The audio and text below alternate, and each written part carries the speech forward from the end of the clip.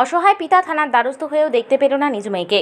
ঘটনার বিবরণে জানা যায়, আমতলী থানাধীন ফুলতলী এলাকায় বিকাশ দেব তার পিতা নিখিল দেব স্ত্রীর সঙ্গে সামান্য কথা কাটাকাটি হওয়াতে স্ত্রী বিকাশ দেবের দুই কন্যাকে নিয়ে বাড়ি থেকে বেরিয়ে মধুপুর 30 কাটা এলাকায় বাপের বাড়ি চলে যায়। পরবর্তী সময় বিকাশ দেবের বড় কন্যা ফোন করে বলে বাবাকে বাড়িতে নিয়ে আসার জন্য।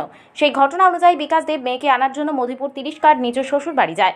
পরবর্তী সময় শ্বশুর বাড়ি গিয়ে মেয়েকে নিয়ে আসার সময় নিজ সাদা সহ শ্বশুর বাড়ির লোকজন প্রচণ্ড মারধর করে ওনার কন্যাকে আটকে রেখে দেয়। পরবর্তী সময় বিকাশ দেব আমতলী থানায় নিজ শ্বশুর বাড়ির লোকজনের বিরুদ্ধে মামলা করতে গেলে আমতলী থানা সাফ জানিয়ে দেয় যেহেতু ঘটনা মধুপুর এলাকায়, তাই মধুপুর থানায় মামলা করার জন্য। সেই অনুযায়ী মধুপুর থানায় চলে আসে পিতা বিকাশ দেব, কিন্তু মধুপুর থানা মামলা হাতে নিয়ে পরবর্তী সময় বিকাশ দেব সহ ওনার বাবা ও বোনকে ডেকে থানায় নিয়ে সাফ জানিয়ে দেয় মধুপুর থানা মামলা গ্রহণ করবে না এবং তাদের মামলার করার কাগজ ছুঁড়ে ফেলে দেয়। তাদের বলা হয় আমতলী থানায় যাওয়ার জন্য। অন্যদিকে বিকাশ দেবের মেয়ে ফোন করে বারবার বাবাকে অনুরোধ করছে মেয়েকে বাড়িতে নিয়ে আসার জন্য, কিন্তু দুই থানার তালবাহানাতে অসহায় পিতা তার কন্যার কাছ থেকে বঞ্চিত হতে যাচ্ছে। তাই অসহায় পিতা সংবাদ মাধ্যমের দ্বারস্থ হয়ে দুই থানার বিরুদ্ধে অভিযোগ করেন।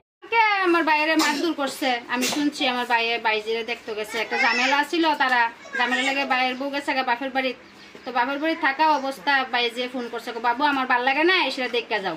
তো হে দেখতে গেছে, হেরে খাওয়াইছে, আদর যত্ন করছে, করে আরেক বাড়ি ফালাই এসে মারধর করছে। কে কে মারধর করছে? এই তো বাইয়ের সম্বন্ধী, শালা, শাশুড়ি, তারাই। বাইয়ের নাম কি? বাইয়ের নাম হচ্ছে বিকাশ দেব। শালার সম্বন্ধীর নাম জানেন? শালার সম্বন্ধীর নাম সেন্টু, সম্বন্ধীর নাম, আর শালার নাম হচ্ছে টুটন, শাশুড়ির নাম আদুরি। কি ছিল এরপরে? এখন তারা মারছে, এবার আমারে ফোন করছে, আমারে এসে বাসা, আমার তারা মারতাছে, আমার তারা বেড দিয়েছে, আমার বাসা এসে আমার বাড়ি অফিস টিলা। আমি তো নিয়ান থেকে দুই বাচ্চা লইয়া দৌড়াই আইছি বাপের বাড়ি, তাই এসে বাপের বাড়ির বাচ্চাটি রাখা এরপরে গেলাম আমতলী থানাত। আমতলী থানাত যাওয়া না, তারা বলছে তোমরা ঘটনা যে জায়গা হয়েছে সে জায়গায় যাও, ঘটনা হয়েছে মধুপুর থানাত, মধুপুর থানাত যাও। তখন আমরা আবার মধুপুর থানাতে এলাম। মধুপুর থানা তাওনে তারা লেখছে, লেখা টেখে সাইরা তারপরে কাগজ টাগজ জমা রাখলো, দরখাস্ত জমা রাখলো। আজকে আবার ডাকাইছে তোমরা 3টার সময় আইও।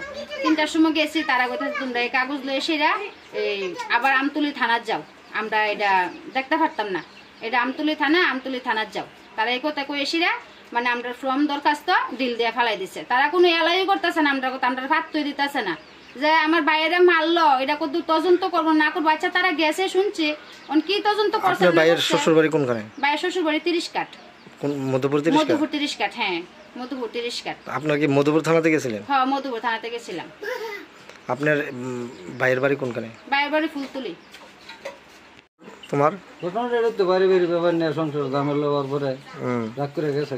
পরে মায়া আমার ফোন করলো, ফোন করার পরে গেলাম বেশি পরে যখন তো মায়া আবার দিয়ে আধা রাস্তা তাইছি আমার সময় দূর করে মারিলে গেছে। কেটা মারছে তোমারে? সুমন্দি শালা। নাম কি এরা? কিন্তু সরকার, টুটুন সরকার। কোনখানে তোমার শ্বশুর বাড়ি? মধুপুর 30 কাট। তারপর কি হয়েছে?